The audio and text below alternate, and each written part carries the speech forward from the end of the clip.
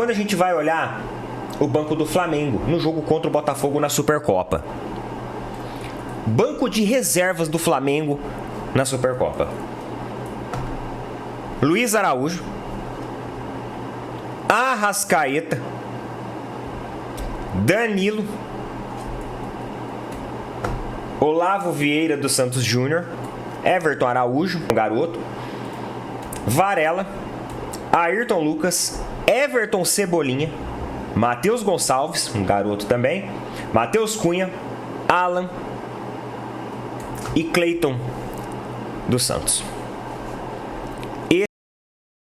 Nação flamenguista, a mídia palmeirense fazendo comparativo aí, né? Com o elenco do Flamengo, o elenco do Palmeiras, né? E fazendo comparativo, né? Estilo de jogos, né? O estilo de jogo do Flamengo já é definido por Felipe Luiz desde a sua chegada. Estilo de jogo bastante ofensivo, agressivo, marcando no campo do adversário, né? Às vezes revezando ali os jogadores da frente, sem posição fixa.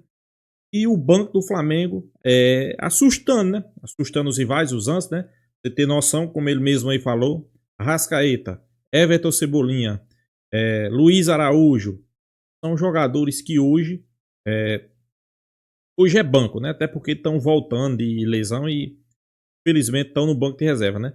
Mas são jogadores ali, pessoal, que qualquer clube do futebol brasileiro se colocava para jogar de titular, né? Mas por que o Flamengo? Porque o Flamengo tem um elenco vasto, tem o melhor elenco do futebol brasileiro, né? E o Palmeiras, né? Eu vejo a mídia paulista, né? Claro, eu não estou falando aqui do canal nem do Opina Porco, nem as ideias, né?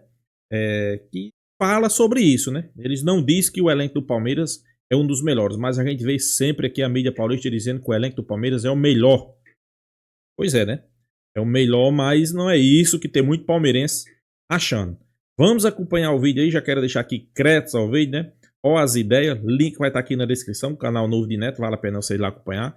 Vamos ver a comparação que ele faz aí. O atual elenco do Flamengo, o estilo de jogo, o elenco do Palmeiras, o estilo de jogo e a seleção holandesa, pessoal. Fique no vídeo até o final, né? Vamos acompanhar e no final deixa a minha opinião. Vamos lá. Com vocês, e também quero fazer aqui um comparativo. Eu achei interessante porque um amigo meu, ele falou assim pra mim: cara, você lembra da famosa seleção da Holanda da década de 70? Na década de 70, pessoal, a Holanda montou um time que foi considerado um dos mais belos times da história do futebol. Um estilo de jogo totalmente inovador que permitia com que os jogadores da equipe se rotacionassem em campo. Se rotacionassem em campo. Obviamente que isso não acontecia com o goleiro e com o setor defensivo. Mas quando a gente falava das linhas intermediárias para frente, os jogadores eles não tinham posições fixas. Todo jogador ele tinha uma característica de meia atacante. Por quê? Ora, em um momento da partida, ele estava posicionado de forma mais ofensiva. Ora, de maneira mais recuada, para fazer o setor intermediário.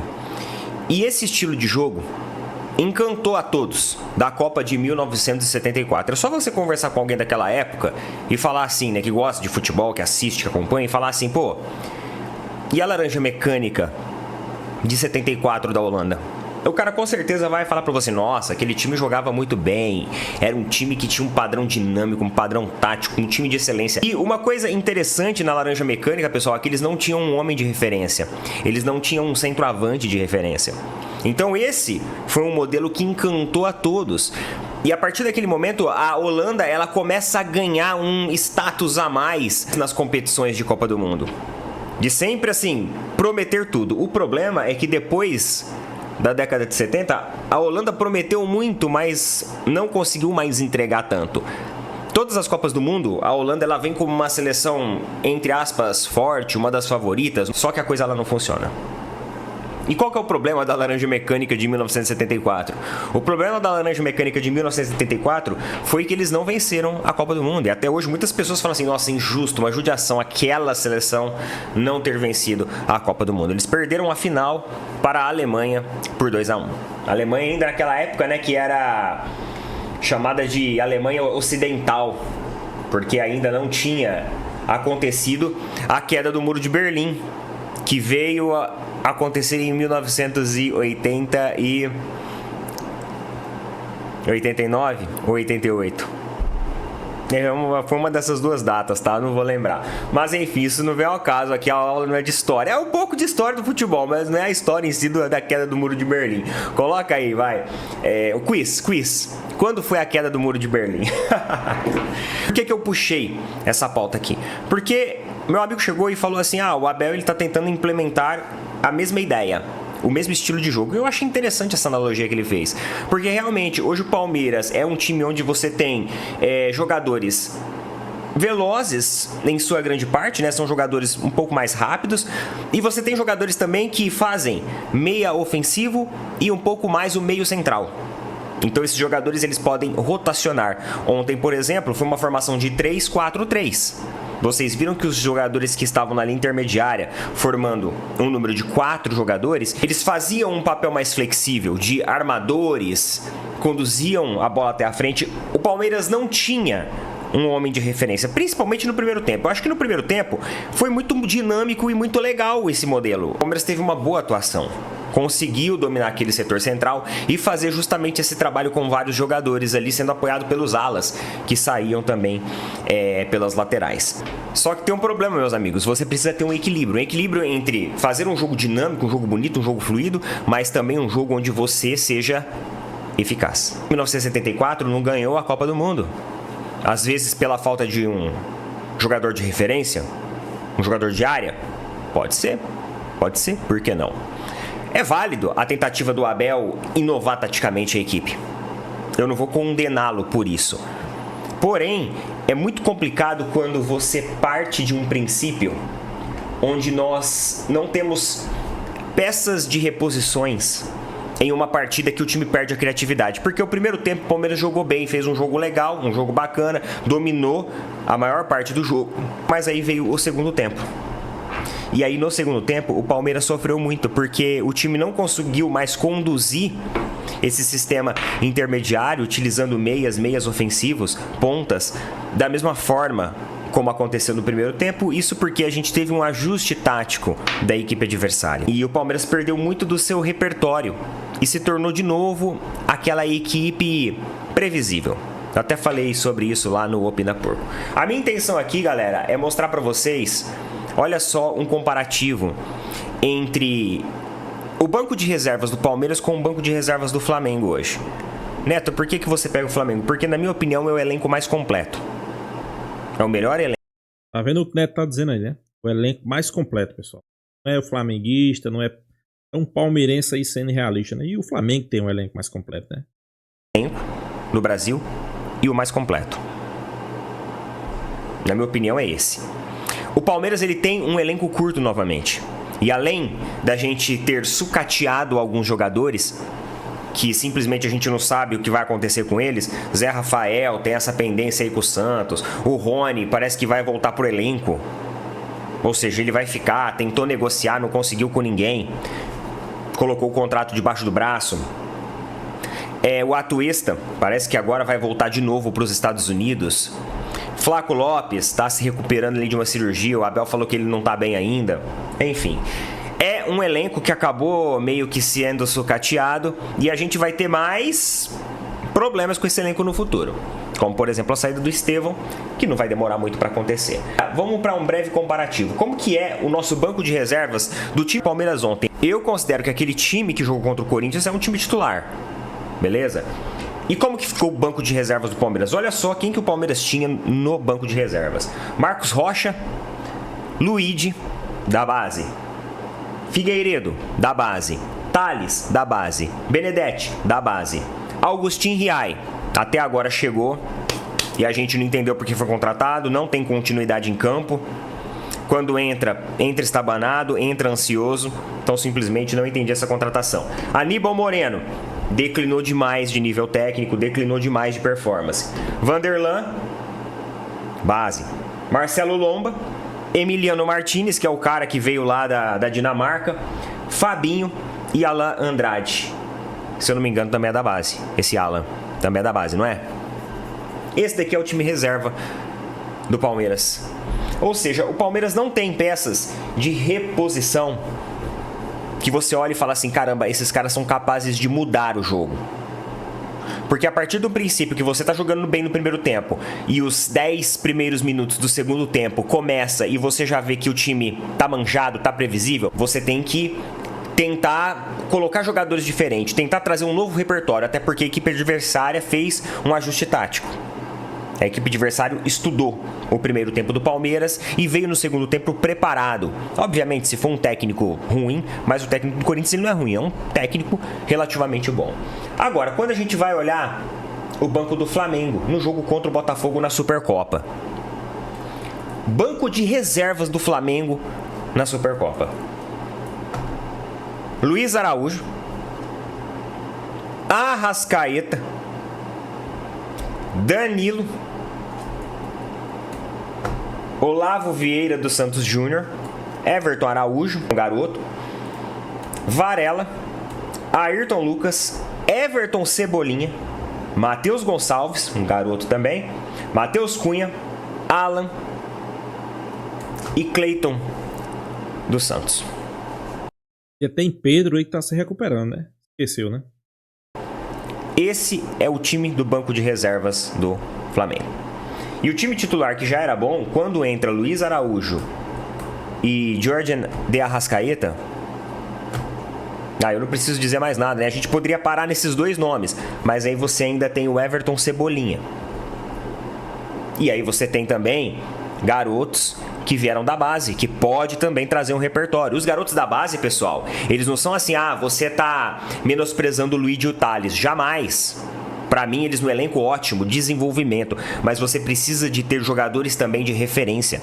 Jogadores que vistam a camisa e os caras olham e falam assim, caramba, aquele cara agora vai entrar.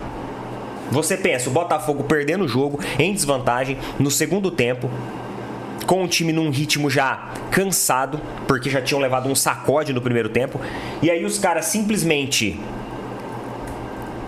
tiram um jogador, e aí a hora que fala, nossa, finalmente, né, o jogador vai sair, tal, aí vem o Arrascaeta, aí vem o Luiz Araújo, aí vem o Everton Cebolinha, aí vem jogadores que desequilibram a partida. O Everton Cebolinha não chegou a entrar nesse jogo, mas enfim, vocês entenderam onde eu quero chegar. Pra mim é um absurdo um time de 1 bilhão de faturamento ter um banco de reservas com o que o Palmeiras tem hoje. E pra mim isso daí também já é culpa do Abel. Porque o Abel ele sempre gostou de trabalhar com elenco meio curto, né? Um time e meio. Só que com a temporada que a gente tem no futebol brasileiro e o ritmo que é, e o Abel já conhece o nosso calendário, ele já sabe disso, ele mesmo reclama do calendário, não tem como a gente ter um elenco tão curto. E além do mais, além de ser um elenco curto, vai perder Estevão, né? Metade do ano aí. É um elenco muito jovem. Até para os garotos jovens, como por exemplo o Thales, o Luigi, é importante você ter um camisa 9 que seja referência. Aquele camisa 9 que o moleque olha assim e fala assim, caramba, esse cara eu via no videogame. Olha, há 3 anos atrás eu tava jogando FIFA, comprando a carta, comprando esse cara no videogame pro meu time. E agora ele tá aqui do meu lado, é meu companheiro de equipe. Eu quero desenvolver, eu quero conhecer, eu quero absorver o máximo. Isso é até bom. É um fator estimulante, aumenta o nível anímico, aumenta a confiança, impõe respeito no adversário. É um absurdo o Palmeiras hoje ser, ao lado do Flamengo aí, né, a equipe mais rica do Brasil, uma das equipes mais ricas das Américas, e a gente não tem um jogador de referência. Pessoal, é o que eu sempre digo aqui, né? O Flamengo hoje tem o melhor elenco das Américas, né?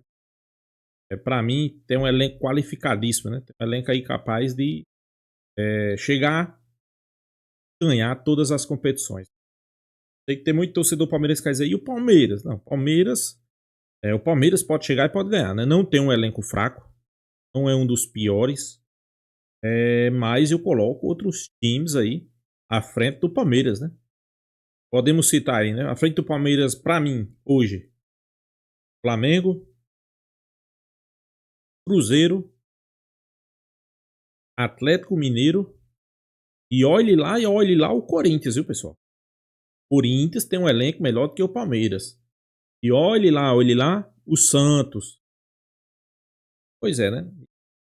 Para piorar a situação, o Palmeiras ainda vai perder aí Estevão na metade do ano, né? É como o Neto aí falou, né? Uma temporada longa, uma temporada aí que iniciou mais cedo, né? Com os campeonatos estaduais. Vai iniciar mais cedo Campeonato Brasileiro, Copa do Brasil, Libertadores, Mundial de Clubes, né? Então eu acho que os elencos, né? Precisa ter jogadores qualificados. Por quê? Vai ser todo jogo que você vai poder escalar o seu time principal, né? Tem alguns jogos ali que vai ter que ter um time alternativo, né? E o Flamengo tá mostrando aí o seu padrão de jogo, tanto com o time principal como com reserva, né? E quando entra com o time titular, que é preciso fazer algumas substituições, alterar o jogo, Felipe Luiz tem na mão um grande elenco, né? Um grande elenco, né? Cara, a gente sabe que a Arrascaeta, pra mim, nesse time vai ser titular. Pra mim, Everton Cebolinha vai disputar vaga com Bruno Henrique quando Pedro voltar. Luiz Araújo vai disputar vaga com Gonzalo Plata. Então, pessoal, quando eu digo assim disputar, é bom para o treinador, né? Por exemplo, vai que ele queira armar um time ali como o ano passado, no início da temporada. Everton Cebolinha, Pedro e Luiz Araújo comendo a bola. Arrascaeta e Gerson. São jogadores ali que são qualificados e quando o cara olha ali pro cara, sabe, né, que o cara tem potencial, né? Mas o cara não foi bem, aí Luiz Araújo tá cansado ou não foi bem. O treinador olha pro banco, tem quem para colocar? Gonzalo Plata. Aí o cara Bruno Henrique não tá bem. Quem é que tem para colocar? Quer dizer, Bruno Henrique não, né? Everton Cebolinha, né? Everton Cebolinha não tá bem. Quem é que coloca? Bruno Henrique. Pedro não tá bem. Quem coloca? Juninho, que pra mim esse cara aí vai começar a fazer gol, né? Se movimenta, dá opção, faz o facão. Parece ser oportunismo, né? Bastante oportunismo. É isso que a gente espera, né? Então o Neto tá mais do que certo, pessoal. Campeonato se ganha com elenco. Principalmente aqui no futebol brasileiro, né? Principalmente em competições ao longo prazo, como é o Campeonato Brasileiro, uma Libertadores, né? Até porque a gente sabe que tem hora que você vai ter que priorizar, né? Priorizar Campeonato Brasileiro, ali 2 rodadas, o seu adversário direto ganha, você já fica 6 pontos atrás. Foi o que aconteceu aí com o Flamengo, né? Na temporada passada. O time titular já não jogava essa bola, né? Quando o Tito botava o reserva, o rendimento caía mais ainda, né? É isso que a gente não tá vendo esse ano, né? Então no Flamengo, time principal joga, pode até jogar mal, mas o padrão de jogo do Flamengo, eu acho que até o torcedor palmeirense sabe qual é. Todo torcedor no futebol brasileiro sabe qual é o padrão de jogo do Flamengo. Marcando no campo do time adversário, marcando pressão, não deixando o time respirar. Esse é o padrão. Tem jogada ensaiada, tem jogada pelas pontas, tem jogada pelo meio, tem infiltração, tem uns laterais passando. Então, pessoal, eu acho que esse ano o torcedor flamenguista tá animado, né? E o torcedor palmeirense tá com o pé atrás, né? Pé atrás porque não sabe, né, como é que o seu time vai vir, né? E ele tem mais do que razão, né? Abel olha para o banco. Primeiro que Abel tá perdido na montagem de time, ele não sabe qual é o estilo de jogo dele ainda. Ele não sabe. Não definiu ainda, né? Acho que isso aí o Flamengo já sai na frente. Né? Olha pro banco de reserva, só tem menino, só tem os caras da base. Então, complicado, né?